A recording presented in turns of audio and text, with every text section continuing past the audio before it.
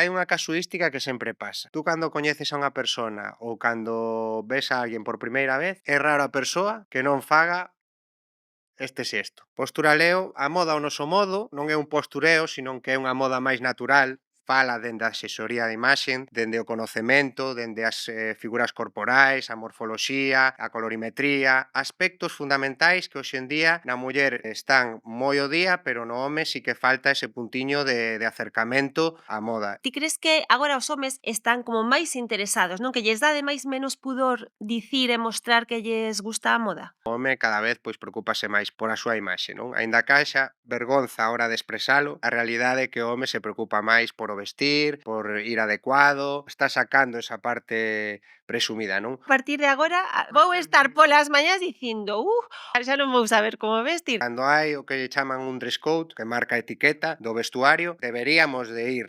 conforme o que din. Ao final cada un ten que escoitarse a sí mesmo, probarse, repetir e encontrar ao final a cohesión adecuada que represente a un mismo. Que te sentas seguro ou segura, te cree esa autoestima, confianza e que seas ti mesmo. Ti que opinas das tendencias que van mudando? Cada vez mudan antes, ademais, non? Algo parece que é tendencia un mes e o seguinte xa estamos fartas e xa non é tendencia. Cada vez vamos máis ao holgado, non? O oversize. Esa é a tendencia un pouco. Combinar o que son prendas formais con prendas deportivas xa se ve moito e creo que cada vez hai menos regras. Volve o mocasín, volve o zapato clásico, volven esas chaquetas largas como a de antes. Estamos a piques do Nadal, das festas, que hai moitísimas ceas de empresa, ceas familiares. Por exemplo, para unha cea de empresa, que lle recomendarías a un home que ten unha cea de empresa que non sabe que poñerse? Pero así algún básico que sexa infalible?